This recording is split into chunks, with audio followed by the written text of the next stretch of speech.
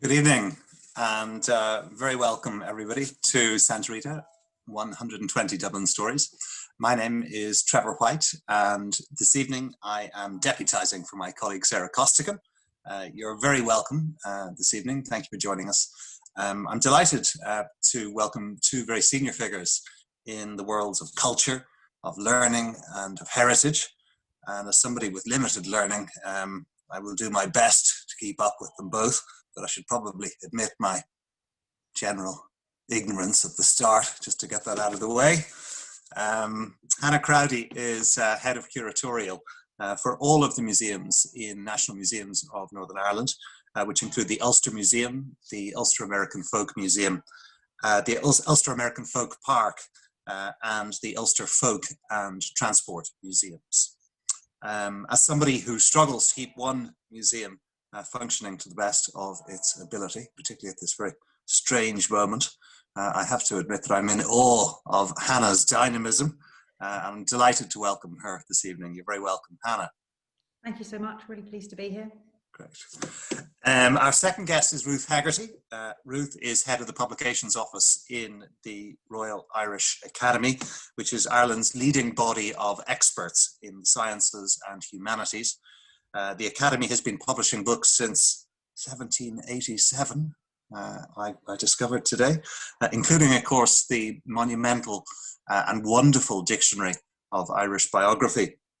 But in recent years, Ruth has also published a series of biographies of major Irish figures. It includes books that have become sort of modern classics, like Judging Dev by Dermot Ferreter, Judging W.T. Cosgrave by Michael Laffan, and Judging Shaw by Fintan O'Toole, which the Little Museum had the pleasure of adapting as an exhibition in the autumn of 2017. Ruth, you're very welcome this evening. Thank you very much. It's great to be here. Great. So to start, I'd like to invite you both maybe to tell us a little bit about your own background and maybe some aspects of your work that you find most stimulating, I suppose, or what's really exciting you at present. Maybe we'd start with you, Ruth, please. Sure, yeah. Well, as Trevor said, I run the publishing house at the Royal Irish Academy. And the Academy's a learned society, and our members are elected because they're brilliant at what they do.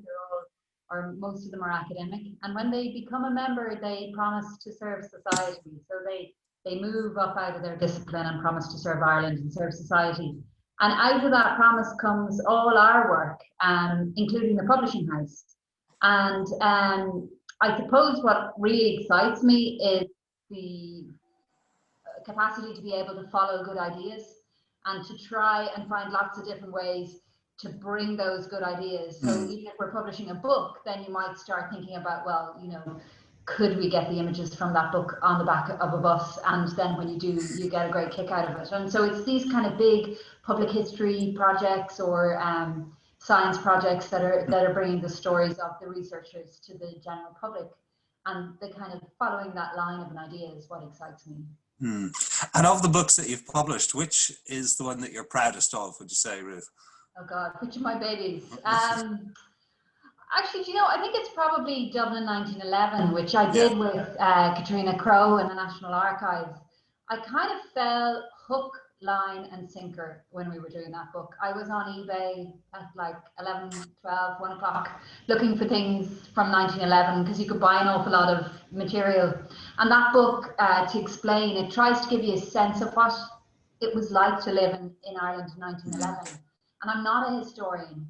And we were trying to give that flavour. So we started with the new year, the bells were ringing out, and we used newspaper articles, ephemera, photographs, and it led me to all kinds of places in Dublin. It led me up to the Botanic Gardens, and I saw the orchid drawings that they did in 1911 there, so we took some of those and put them in the book.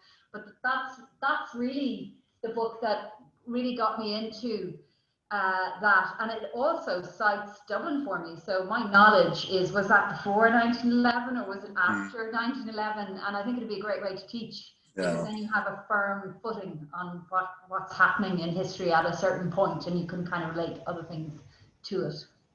Yeah, it's a beautifully produced book, and I say that I sort of have to be nice about it because Katrina Crowe is on our board. Yeah, well, she's great to work with. She That's is. it there, but it just, yeah, it's full of ephemera, so you can see it kind of all kinds of different things going on in it. Yeah, it's an extraordinary, it's a sort of a social and cultural history of that moment, really, and the history of the city, isn't it? Yeah. Beautifully produced. Yeah, and it's based on the census is really, that's where there's a lot of scholarship is. So you've got how many hat makers there were, you've got stuff about the Jewish quarter, you've got all kinds of different things in it, and then the ephemera reaches the wide audience. I seem to remember, in fact, the figure there's over 600 hat makers or something in the city, I think. Yeah, well done. And I haven't, I never wear a hat, rarely wear a hat. Brilliant, thank you very much for that. Hannah, maybe you would tell us a little bit about your background, please, and again, about the things that particularly interest you about your own role.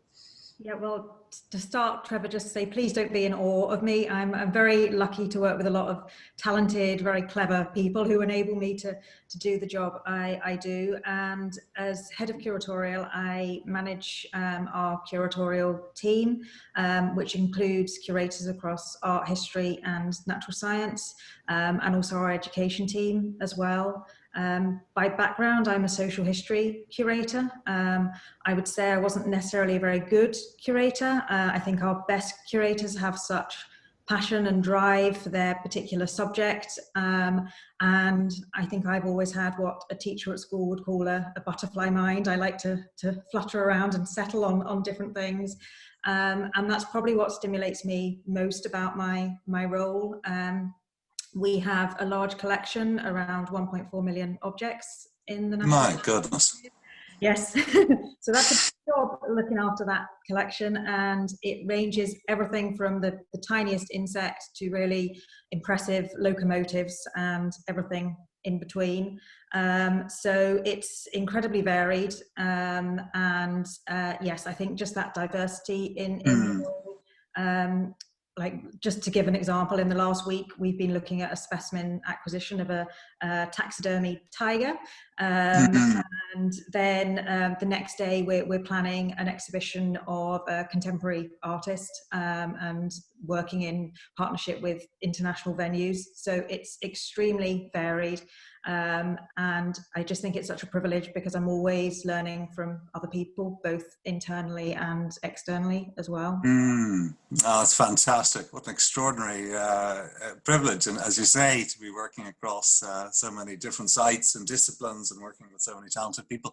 And of the projects that you've worked on with National Museums of Northern Ireland, which is the one that you're proudest of, I suppose, or which is the one that you keep returning to in your memory? Well, everything we do is very much a team effort.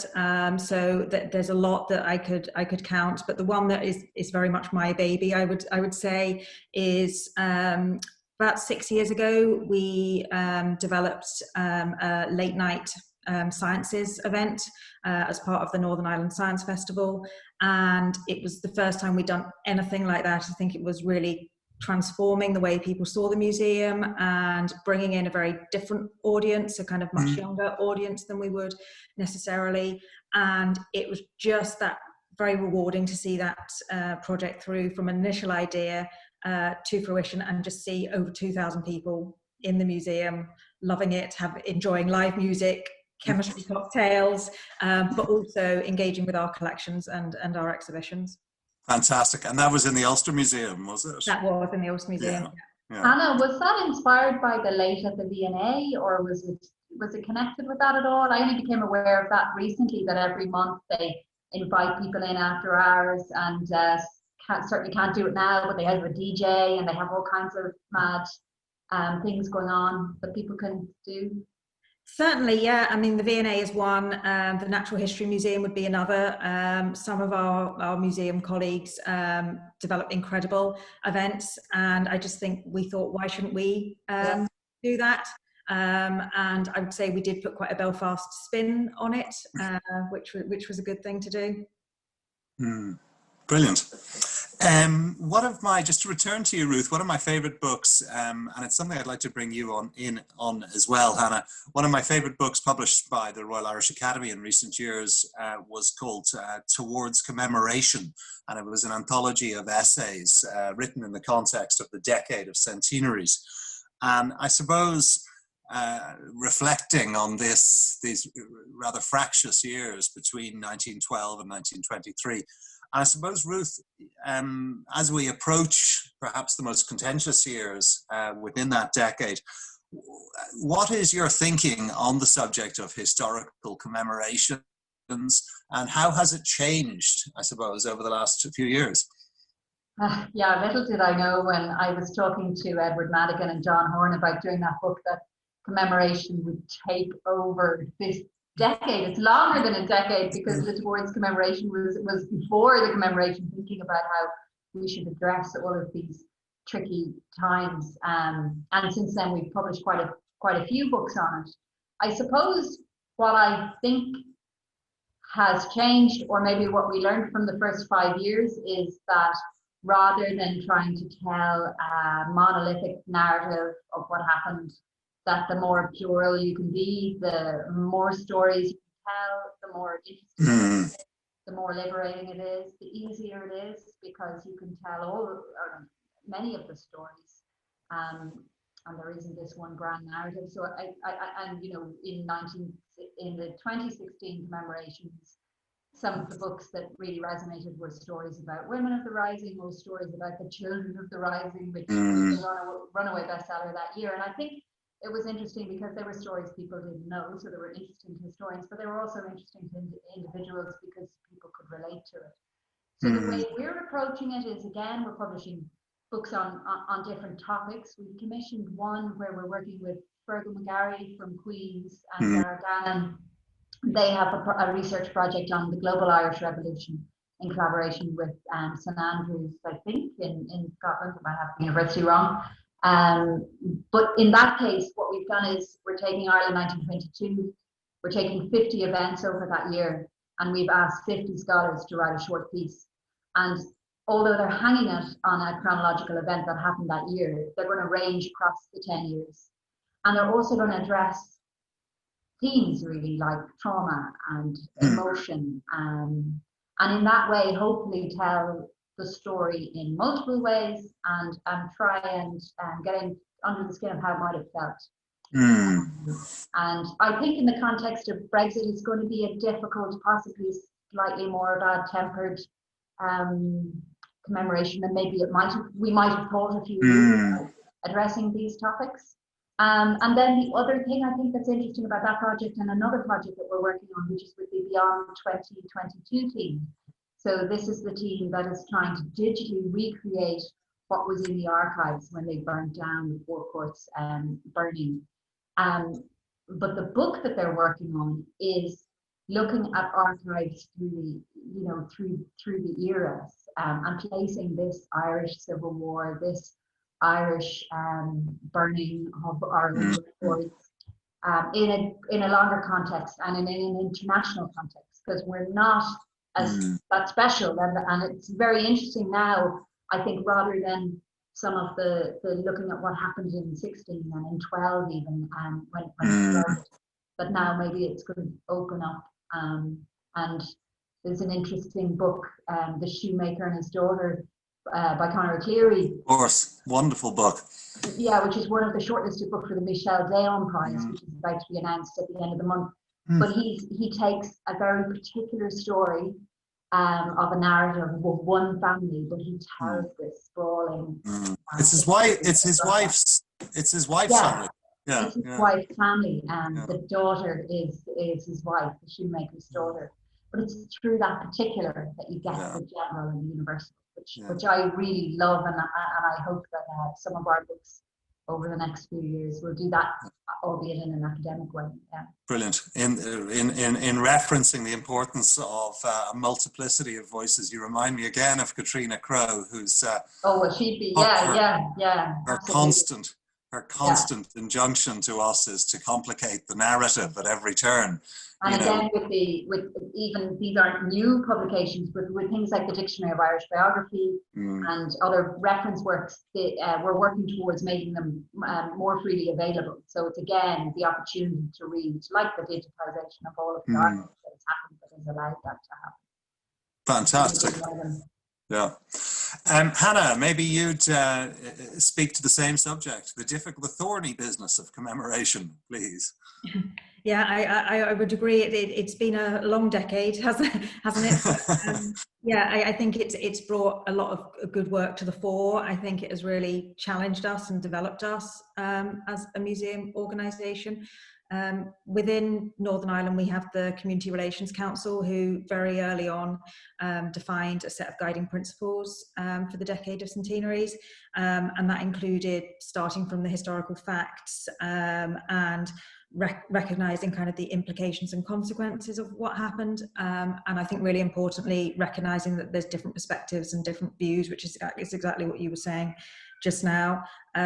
So I think it's very much about being respectful in what we do, and kind of promoting just a wider understanding of what happened, and in a gentle and supportive way, just challenging people's attitude and values around the subject.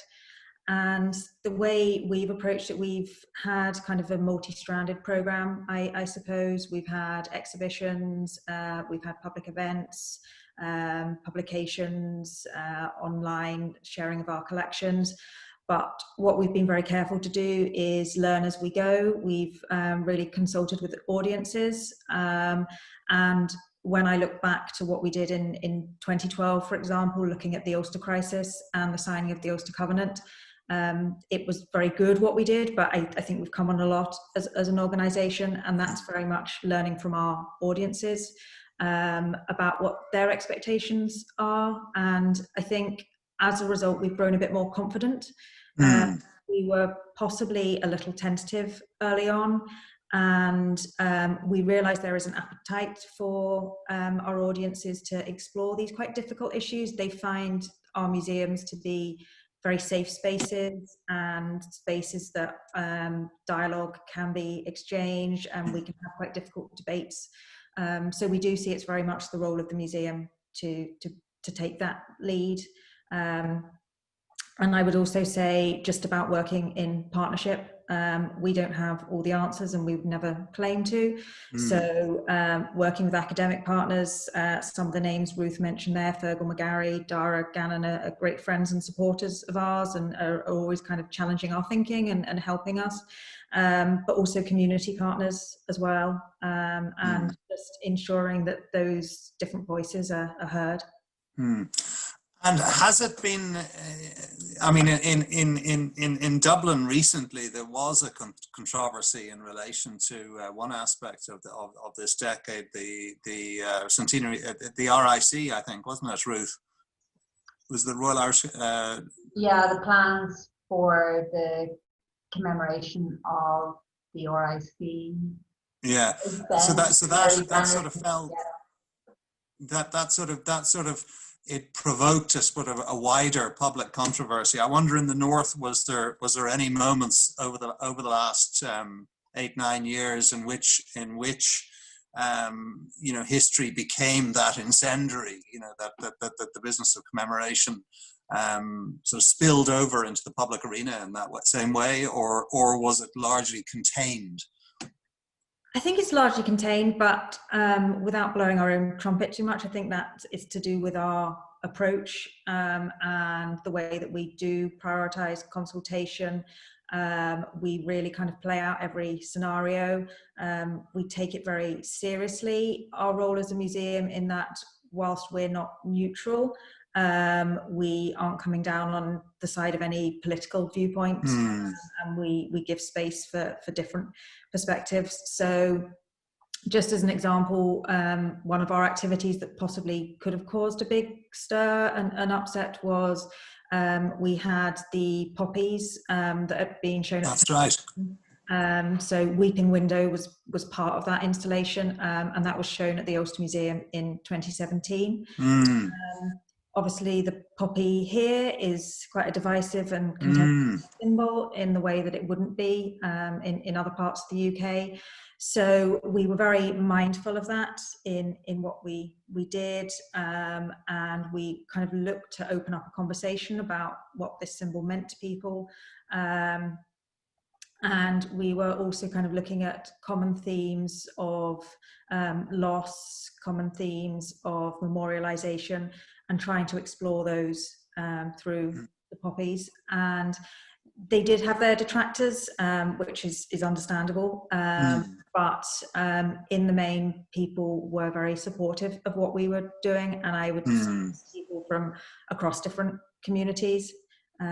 But again, that's because we were sensitive to their feelings and different issues. And in anything we do, that's what we always have to be very mindful of. There'll be some people who are extremely positive about these events we're commemorating, and there's some people who still are very kind of wounded almost by events. And there's also a whole section of people probably who aren't even very aware of them. We have a kind of educative role there, so we're just constantly mindful of that.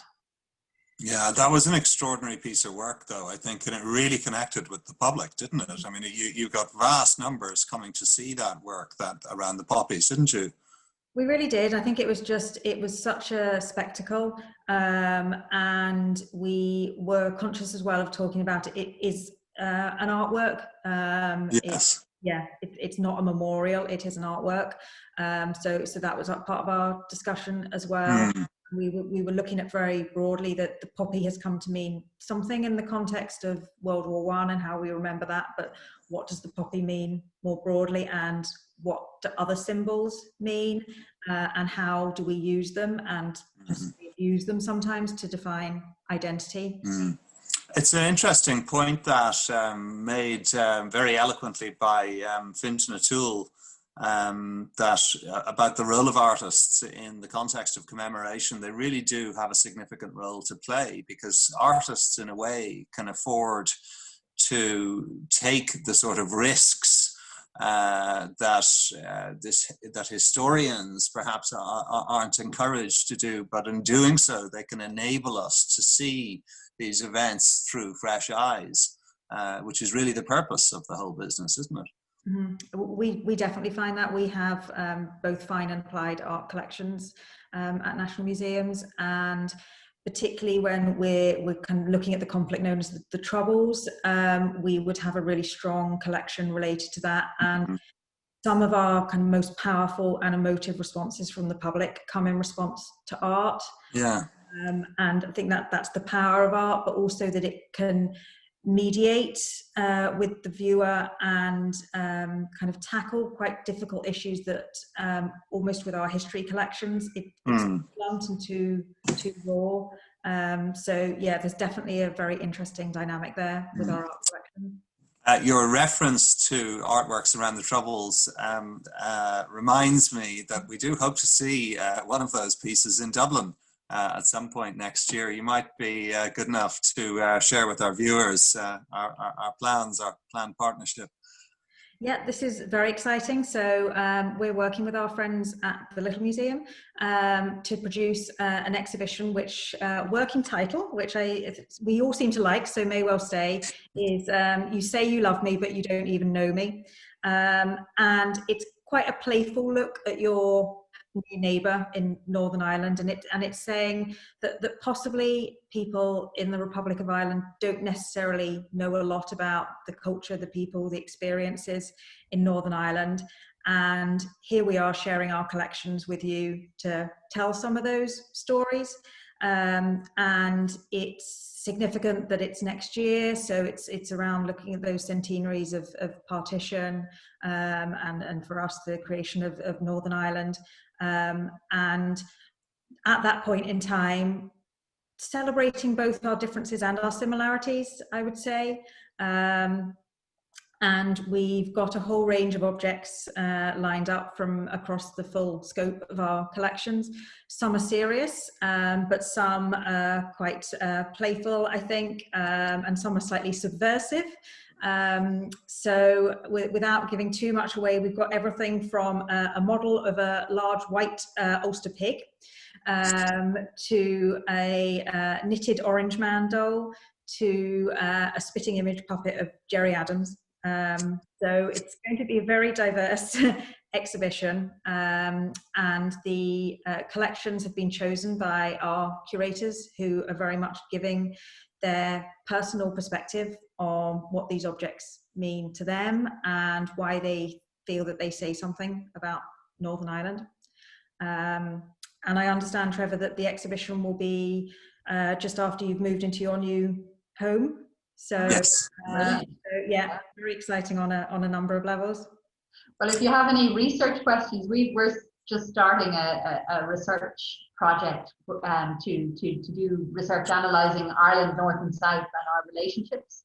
And one of the things when we were at a brainstorming meeting, one of the questions was, it'd be interesting to know how many people from the South go to Northern Ireland to visit, like how many come to the museums in that we don't necessarily, we think we love you, but we don't necessarily know you. And it'd be fascinating to see what comes out of it. And we may well have some research paper about 2 years after your exhibition published. That sounds great. Yes, These questions.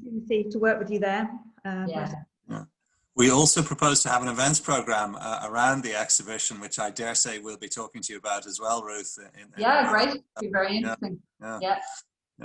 Hannah, thanks so much for explaining, talking a little bit about this exhibition. I have to admit, I am hugely excited about it. I think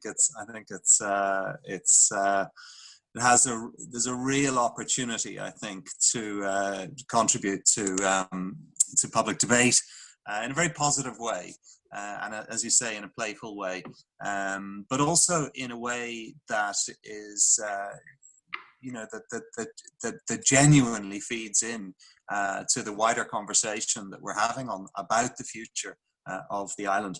I suppose that kind of brings me on in a way to kind of a related a question, which I'd kind of invite you both to reflect on.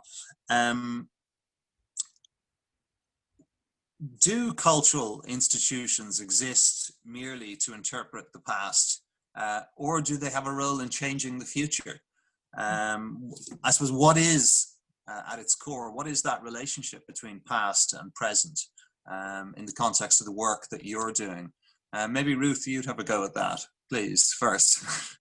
Easy question. I don't know. Well, in the case of the Academy, we're a learned society. And so when all those gentlemen scholars set us up, they wanted to be cutting edge. They wanted to share knowledge at the time, and they wanted to use that to change the world. And ultimately they did. Like, we had people like Hamilton, who etched his equation for quaternions on Broome Bridge as he was coming in here to a council meeting, and ultimately published it with us.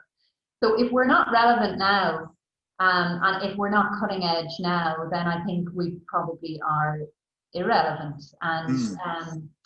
And I think with the publishing program that we're doing, whether that's the recent Catching the Worm by Bill Campbell, which is his story about how he helped to cure river blindness and won the Nobel Prize for it. If you don't understand as a citizen that you too could win a Nobel Prize by looking back at what somebody else has done, and if we're telling those stories, then I think you probably, I suppose that's what interpreting the past is, and one would hope that all of our museums and cultural institutions, that the Abbey is allowing you to feel the empathy that's created when an audience is watching a play.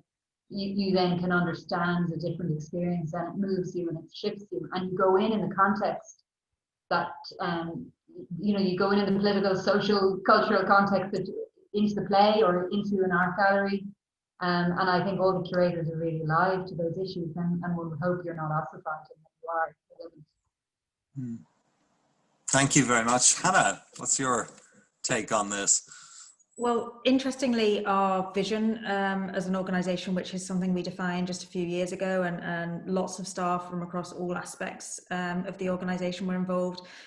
So our vision is to celebrate who we are, telling the stories of our past, challenging our present and shaping our future.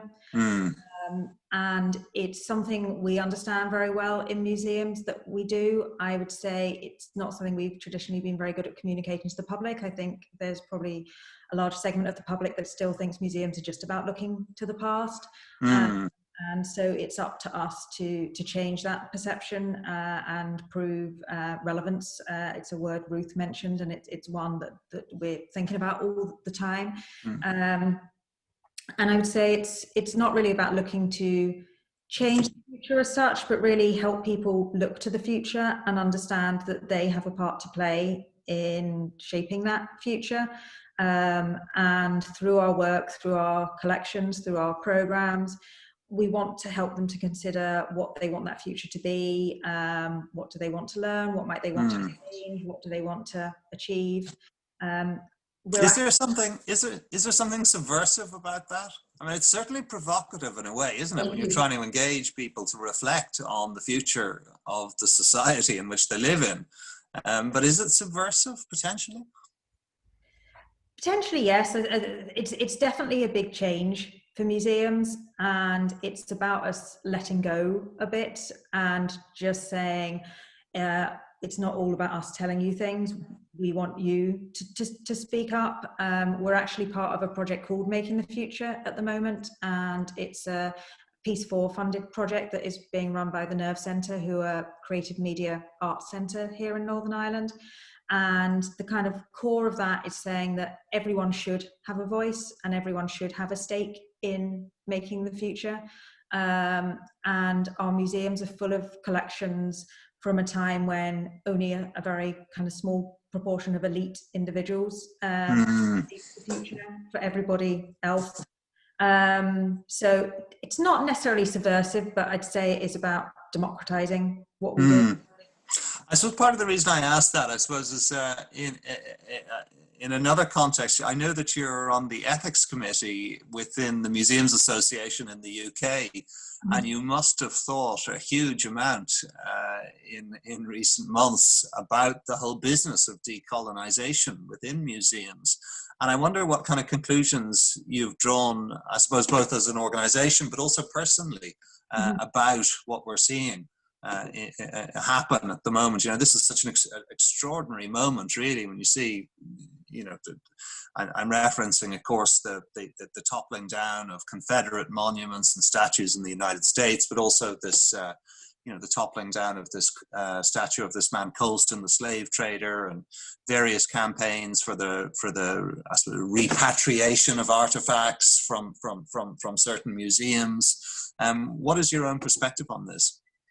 Well, the one thing I would say about the toppling of the Colston statue, for me, what was really interesting about that is there were suddenly people who I'm sure never even think of museums going, it should be in a museum or it shouldn't be in a museum. So again, there's that relevance that suddenly museums, people realise the part they play, and they are important. Decolonisation is something museums have been grappling with for quite a long time, and there's been a lot of work steadily, quietly going on behind the scenes. And I'd say what's good about what's happened recently is it's given us all a bit of a kick.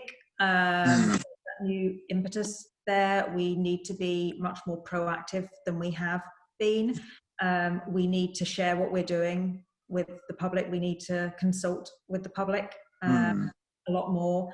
And what is interesting as well, I think, is that decolonisation can be enacted in lots of different ways. Some of the ways that you've mentioned there, like repatriation and restitution, it can be as simple as kind of how we document our collections, how we refer to them, how we interpret our collections, the partnerships that we have, lots of different aspects that can count decolonisation. And I would say as well that we genuinely haven't made any conclusions. It's still very much an open topic. It's still very much one we're debating.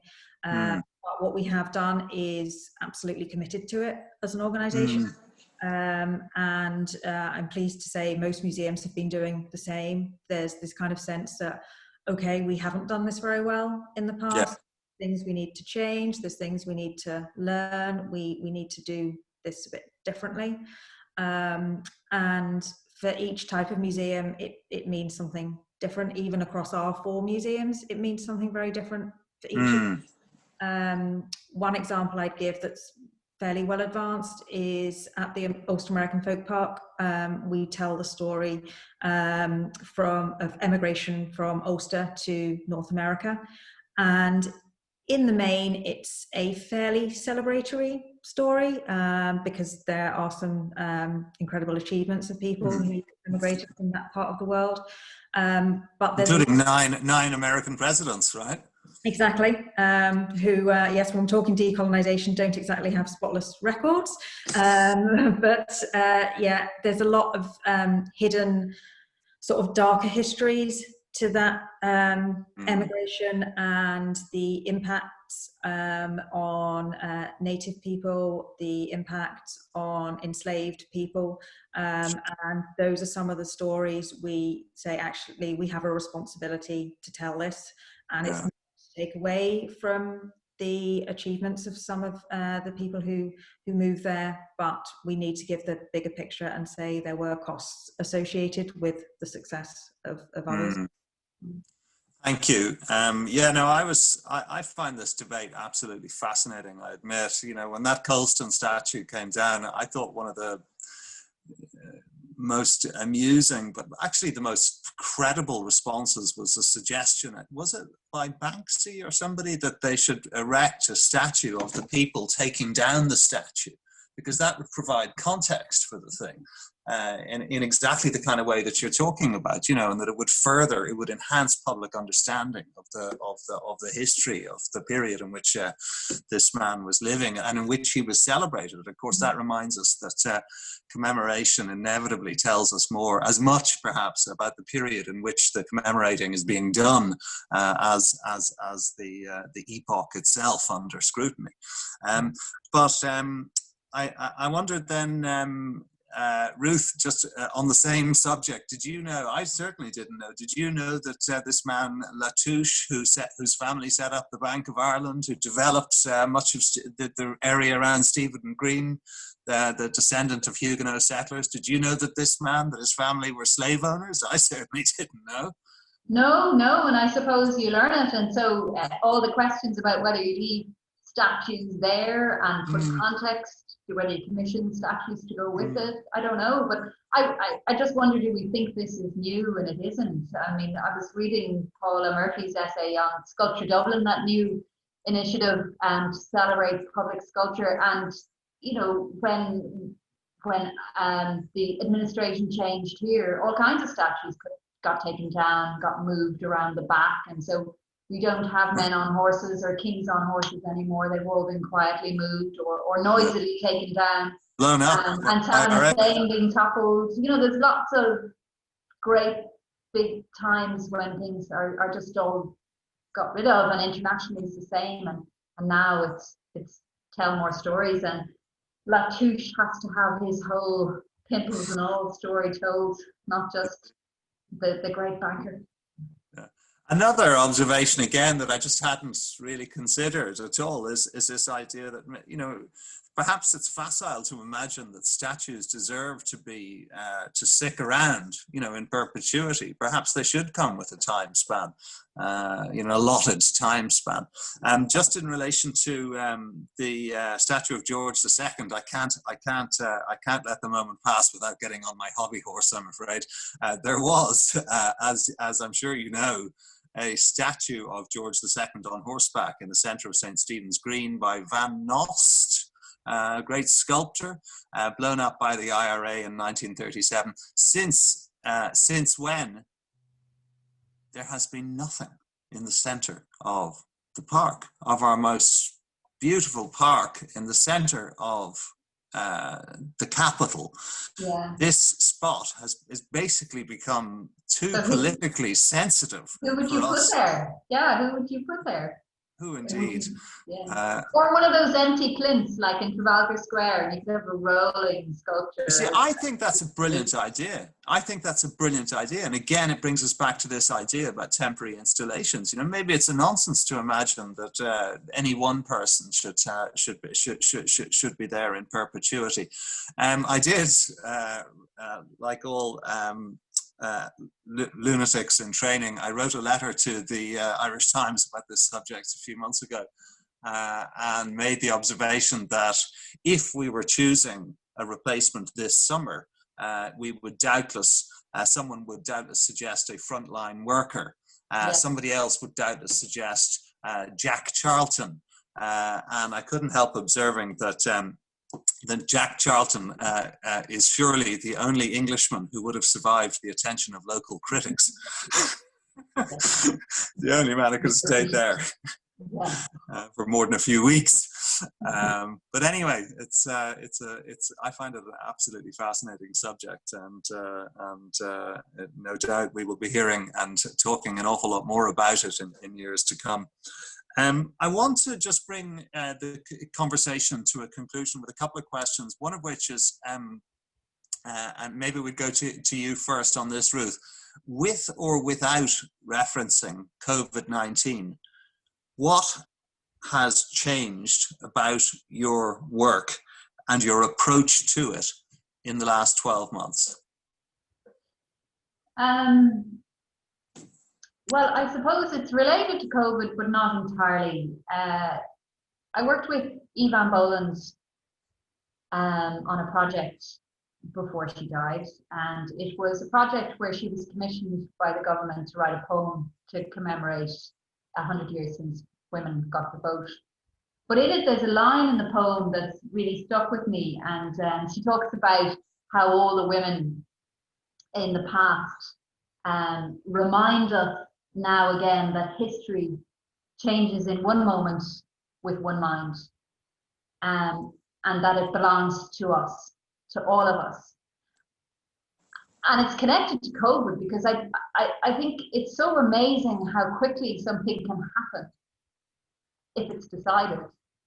And that's connected in with my work, because you know, I would be hugely concerned about climate change at the moment, and a sense of powerlessness. So I think over the last year, I feel a lot more personally, but also in work as well, empowered to just make changes if they need to be made, and to work more strategically. And also to seeing the benefit, as we move all our events online, of bigger audiences, of new possibilities of talking to people from all over the world. So that idea that you could think big or dream big, and should, and have, as Evan Boland says then later on, a responsibility to do it. That is kind of connected with COVID, but not really. But it has, over the last year, become much clearer to me that, you know, you don't have much time, so you better get on with doing the big things, because no one else will, if it's something that you're supposed to do. Beautifully put. Thank you very much. Hannah. Well, it's very hard to talk about this without referencing the pandemic. I would say it's just been such a force of change for the better and for the worse for all of us. As a positive, I would say what's happened has really reinforced the kind of value, role and importance of museum collections. When our museums went into lockdown, it was a terrible loss to us all, and that visitor experience is stripped away and people can't enjoy museums, but the collections are still there, and we found ways to make them more visible and increase access to them, and still have that meaningful role to play. So that has been encouraging. Something that I would say we were probably doing, but the pandemic has really hastened that, is slightly letting our guard down, if that makes sense. And I think this is common to a lot of museums, it would have been about the very polished product. So be that a new exhibition, a new marketing campaign, all of which are still very important. But I think we are more willing now to show our workings, if you like, to admit that we are still a work in progress. We're still learning and developing. We don't have all the answers, as I said earlier, and we would like people to help us with that and be part of that journey and make that contribution to what we do. And the final thing I would say is, even before the pandemic, we were coming to a realization that this kind of model and measure for success in museums was no longer sustainable, because it was just looking at growth. You're successful if you attract a huge number of visitors, and you're supposed to get more each year. You're successful if you have a big capital project and your physical site. And that really isn't sustainable. And the pandemic, again, has taken that away, because we can't have visitor numbers in the way that we did before. We can't just be looking at growth. So it's been a chance to pause and reflect and think, what is the real meaning of museums? Where can we make our impact? And how can we measure that impact? Because that is the real, true measure of our success. What is the metric that you would propose? I mean, I agree with you. I share your frustration about footfall. It's such a crude measurement of success, and it certainly doesn't speak to necessarily to the quality of the work that we're doing. But I suppose if you were, a grant maker, or you were, in central government, what metric do you think that what's the argument that we should be making instead of footfall? There's different things we're looking at the moment. So, for example, in education, rather than just say numbers of school visits, looking around educational attainment and how we incorporate inclusion into what we do with the schools. We are really kind of looking at the UN Sustainable Development Goals and what that means for us as an organisation, and how we can contribute to the delivery of those goals. And I think that would be a measure of success as well.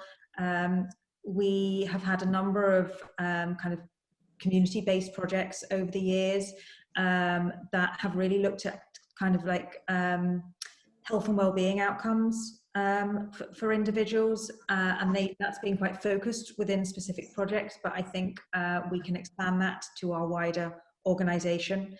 So there's still work to be done, but no better time to do it than now. Because everything's been thrown up in the air, so it's a perfect opportunity to rethink it. Indeed, thank you. Finally, I just want to finish by stealing a trick from Desert Island Discs.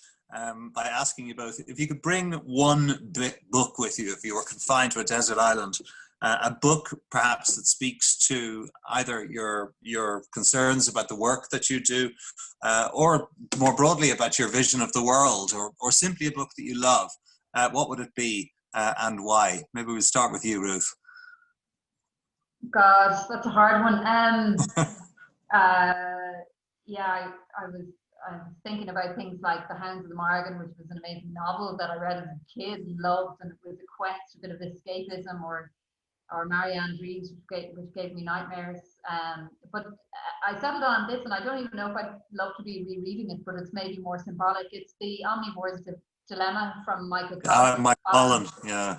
Which outlines, the food industry in the States, and opened my eyes to all of that. But the other thing that it did was it and sent me down on a track about food and climate, and then the interdependency of local food producers and me. But it also reminds me of the changes that one person can make. Yeah. And the fun that you can have along the way in order to try and affect change. It doesn't all have to be difficult or hard. You can enjoy your relationship with your local food producers, with the changes that you can affect in life. And yes, that's my book, The Omnivore's Dilemma by Michael. Well, I'm very happy to publicise that. He's a brilliant man. Yeah. And he has a delightfully short manifesto, as well as a 7-word manifesto: eat food, mainly plants, not too much. Not too much, yeah. And he said I could have just written that, actually, at the end of the book. And but he's got quite a few books out of those 7 words, Yeah, which is a great thing for a publisher. Indeed. To be an author that can do that. Great. Hannah, your turn. Well, I'm grateful you gave us a little bit of warning you'd ask this question, because I'm hopeless at these kinds of decisions, and I think I would have just been staring at the ceiling if you'd asked me cold. I do find it a difficult question. I love to read, and I read a lot, but it's usually kind of the last book I've read is almost my favourite, if that makes sense. And all books are important to me in different ways.